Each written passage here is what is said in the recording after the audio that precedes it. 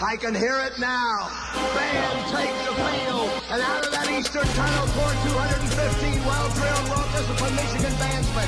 They pour over the eastern sideline, they pour in the big block in, and they play the greatest college fight song ever written.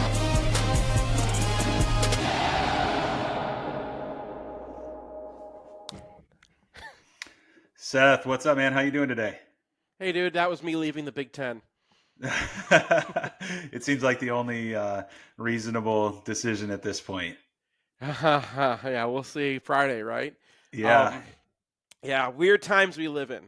Weird times. Very strange times. Very strange times where the Big Ten makes the decision to jump out and investigate on their own in a kangaroo court NCAA violations, which, could be there. So much. This strange. Is brand new. Yeah, the NCAA's never gone to a conference before and said, "Here's what we have." On one of your right, normally the conference it's normally the other way around. Like Sankey's always been like, "Get the hell away from my program." So, yeah, we're in brand new territory now, and because of that, I think people have missed a more important story, a bigger story in college football that's been happening, that happened this week, which is that Michigan went on the road against a top 10 team, put up a giant sign saying, "We're running the ball every single play in the second half," and still won.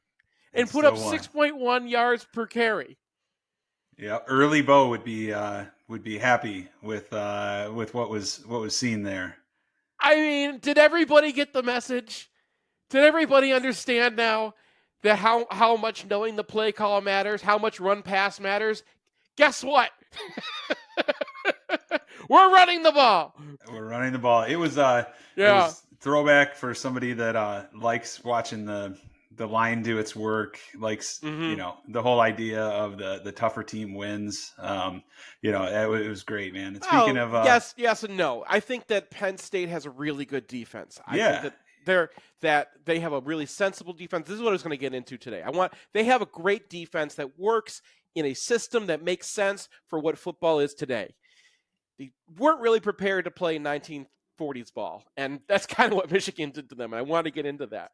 Yeah, let's do it. Yeah. All right. Yeah, while you're pulling that up, rates came back into the 7.5 range. Sometimes some people who are thinking about waiting till spring are looking, but check out Realtor and Lender.com. Happy to help with home buying needs in the state of Michigan, whether it's financing, investment property, Airbnbs, anything like that, anything you're interested in. Reach out to me. Let's talk about it. I mean, to me, it was a fun football game to watch, and it was, there's three things that can happen when you throw the ball, is an old quote from Bo. Two of them are bad, and so, hey, we kind of took away the things that could have killed us. So let's take a look. There are actually a lot of things that can go wrong. So let's start with the first play of the game. Here we are. First play of the game, 15 minutes in the first quarter. And Penn State's going to show us exactly how they're going to play, and Michigan's going to show us exactly how they play.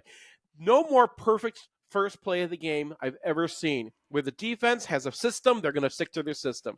Michigan has a favorite play, they're going to run their favorite play. Michigan runs duo against Penn State's favorite thing, and we're going to watch exactly how it happens. You never get to see just like A versus A, right? So that's what we're going to watch here. And Penn State's going to win it. So the way they play, I went into this in Next Sharpies this week, if everyone read that. We'll get into, I'm going to show you real quick. Penn State's rules, okay? They want to get upfield. They actually don't care that much about having all their lanes controlled. They don't care that much if you give a big lane, because they have the athletes to fill it. Okay, the idea is we are going to get upfield, and then we're going to have someone else attacking, and then we're going to have someone else attacking. So there's layers to it. This guy's going to get upfield. These guys are going to make him right. These guys get upfield. These guys are going to make him right. Eventually, you're going to come down to, we have just as many players as you do, and if we're moving forward, we're going to meet your player in the backfield. Okay? So watch this tackle. He's in there quickly, right? Let's watch the guy behind him. Here's the linebacker. He's going to make him right. He sees run. He gets up real quick. He's blocking this guy. So now you have, and then you have him moving down and placing the linebacker, right? That's how they play. And when they're flying upfield like this, it's really hard to do anything else. It's really hard to pass against them. It's really hard to do anything because they're bringing a guy down for your quarterback here, right? Like they have this covered. They're really trying to overwhelm everything off the snap. That's the aggressiveness is their defense. Yeah, this is a very good defense. It's a very sound defense. Let's screw it up. All right. So here we see another play. Michigan's going to run a similar play. Still not pulling anybody. It's still just kind of a zone, still playing duo, right? Now, you can watch the rules. When they get these doubles, these linebackers are supposed to react to the doubles. My guy's got a double team. I got to come help him. My guy's got a double team. I've got to come help him. Again, it's about help, right? These guys are going to make me right. I'm going to make these guys right. This guy's got the quarterback. And they can make the stop. Now, watch what they had to do to make the stop, though, okay? This is what we see when we watch the play. I'm going to show you how I watch the play. I go snap by snap, or right? Frame by frame. Frame by frame is what I mean, yeah. Gotcha, so, I got it. Right? So watch. So this linebacker, he's going to come make his guy right. He sees run. He's just going to fly up, right? Get upfield. My guy's got a double. I got to get in the backfield. That cuts off everything over here. This running back now can't get this way, right? The quarterback has a guy stopping him here, and because this guy's flying upfield, this tackle really can't even get to him. So you have all of this pressure on there, and then, right, I'm going to have guys making me right.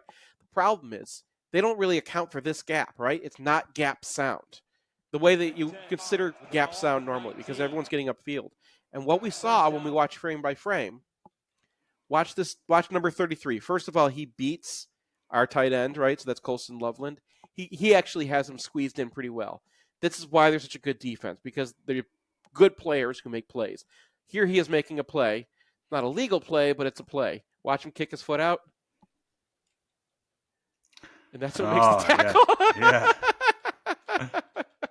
Yeah. So you're about to have him versus a safety, right? And he sticks his leg out and he gets him. But, he beat Colson Loveland. He's entitled to get involved in that, even though it's a trip. But it's not going to get called, right? Good play. That's how Penn State makes themselves right. They have great players. All right, let's watch another one here. This is on the 3rd and 11. So you're going to get you have a different front here, but you're going to have this guy blitzing like he's a defensive tackle and really taking the same role as a defensive tackle. He's a linebacker, but he's going to get into the backfield and watch what happens here. Okay, Michigan wants to run in here, right? And he's cutting off that lane. Now, that should have a back lane, but look, they've got these athletes, right? Here's Diza Isaac, 5-star, top 30 player in the country. Okay, you have a guy for him. You have this guy. He's be able to cut. He can get this far upfield, and he has the athleticism against anybody but an athlete at his level to kind of make this right. Okay? I should have mentioned that the guy we have is on the same level as Adiza Isaac. So this is one of the problems they have, is that they, Penn State needs to have athletes that can close us down. Now, most running backs are not going to get by Adiza Isaac. It's close. See how close it is? These are these inches. This is the inches that you get by being a great player versus a good player. And you probably don't get a touchdown, so he even gets hit by him a little bit. And then the safety's supposed to make him right in the end, but the safety gets a little tripped up. Yeah, if you have a running back with a little bit less burst out of the backfield there, it's tackled at the line of scrimmage as opposed to a touchdown. Yeah. Now, one way to get those inches is pulling. So if you use more power against them than zone, now the plays I showed you already are zone plays. Duo is a zone play, right? If you start pulling guys, that's going to slow them down. All right, so let's get in this linebacker's head here, right? We're still going to have the same thing. We have this guy. Look how fast these guys are getting off the snap. They had Michigan snap counts down, right? They knew. Look at him. He's already across the line of scrimmage. The ball's still there. So these guys are getting the backfield quickly. It's going to create a big lane back here, but you have people to fill it, right? But we're going to get in this linebacker's head here.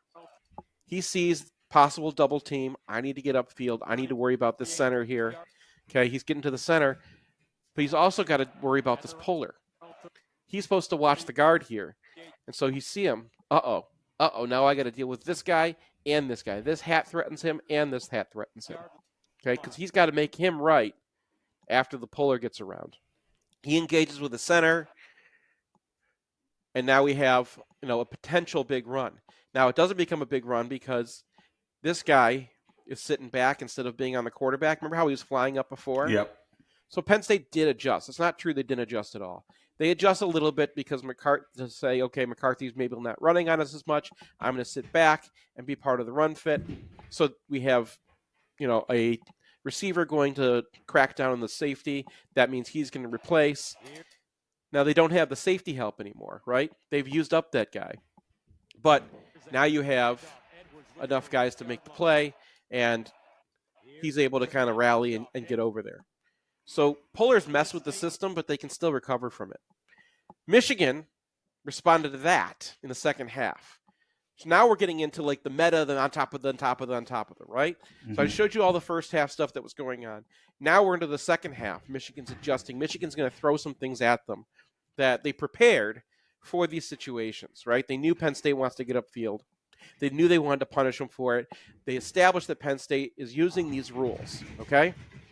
So let's follow the rules once again, except this time we have a weird formation. This guy's covered. He's not an eligible receiver. He would be an eligible receiver if he had an eligible number, but he doesn't. So Michigan's playing. They're basically screaming, "We're going to run." All right? It's 9 minutes left in the third quarter. But we've already given that away anyway. I mean, everyone knows Michigan's running the ball. All right? So they adjust to it a little bit, but they still have all these guys out here in case if it's a screen. You still have to worry about it. But look who we pull. It's the guy in the backside. It's the center. So it's the tackle in the center. Now, their edge control is not prepared for this, right? Remember, this guy's supposed to be flying up and taking a blocker? He gets no blocker. He's going to get him. And he's not really responding to it either. He should be watching a pull, but he's watching the guard to see if he pulls. Okay, he's going to follow the center, but he's watching the guard.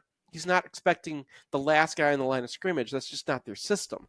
This is not a system that's designed for the kind of ball you played in the 1940s, right? It's a system designed for the things you deal with in 2023. People do this a little bit in 2023, but not much. Pulling two guys from, while taking your best receiver and making him ineligible, and then bringing someone with a fullback from the backside. It's just weird stuff. Yeah, so you're pulling all your linemen away from what their normal responsibility would be, and blocking that down with the fullback there just doesn't happen. And then, right, our receivers are coached to block, so you're really kind of making them into linemen with a play call like this on the side. And you're just taking more guys out of the play over there. But watch this linebacker, right? He's reacting because he sees him coming across. There's going to be another lane forming behind here, right? There's going to be a lane forming back here that he needs to fill because he's helping. And now you've got 1, 2, 3, 4 guys in the backfield, including these two guys way deep, right? Yeah. There's the passing down. They're pass rushing. They're going way deep. And now look what you've got. You got a blocker for here. Now Henderson doesn't make this block. But you have the hats for it, right? You have a hat for him. You have a hat for him. You have hats for everybody out here. You don't have anybody for the running back until the safety. Now, because Henderson missed the block,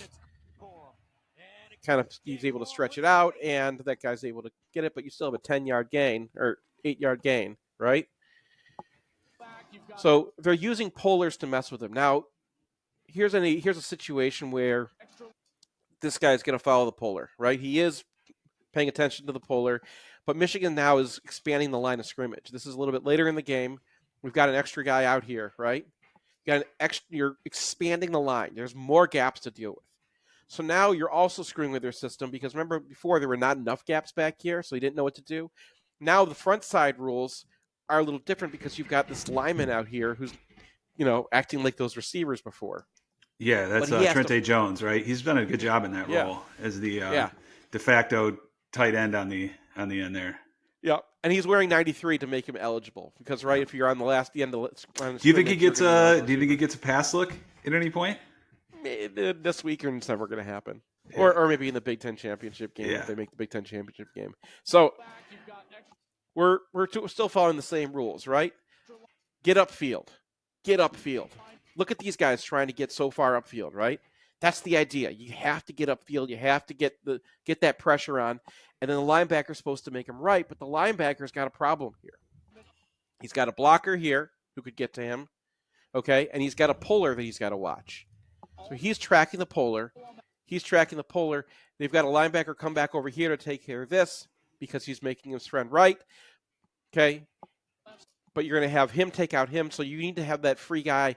Now, he should be paying a little less attention to this gap A little more attention. Yeah, I mean, talk about a hole you could drive a Mack truck through right there.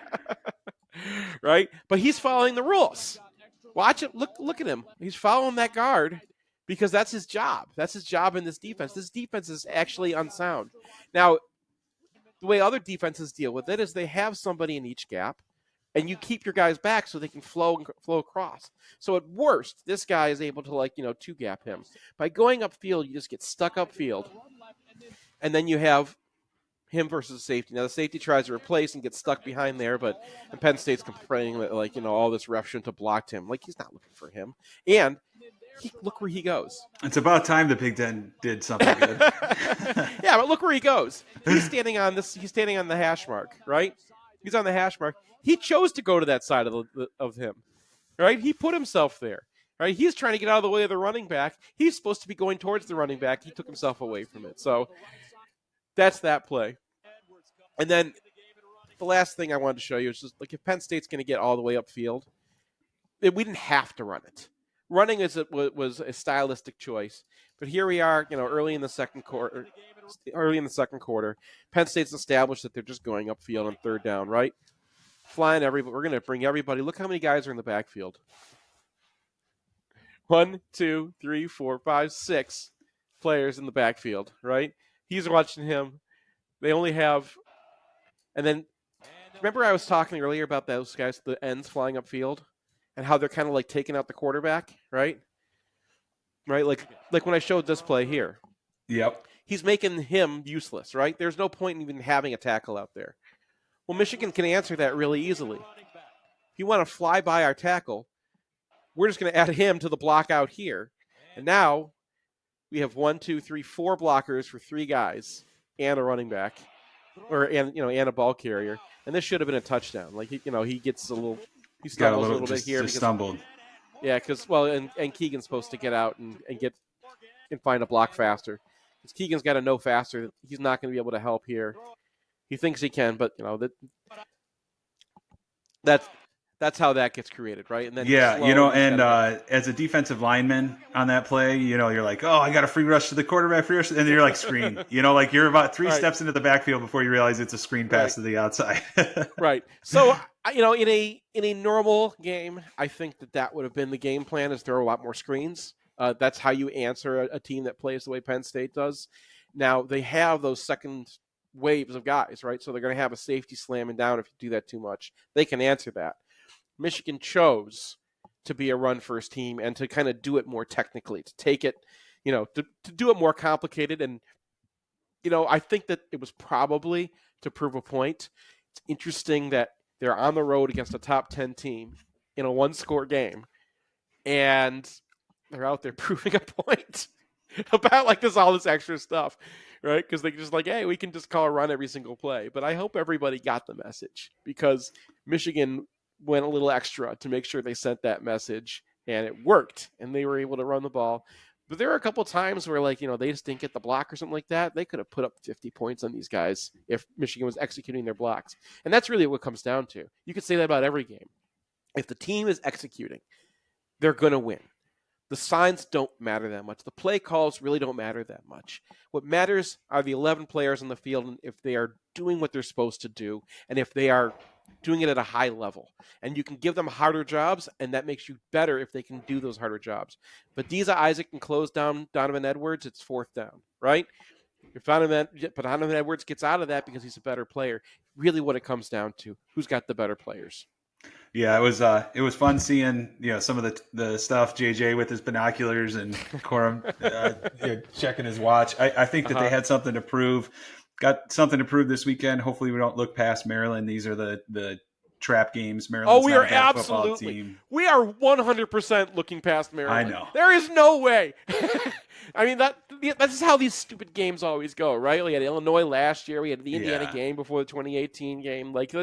It's always the same thing. Michigan is going to overlook the team before Ohio State because we've been overlooking everybody.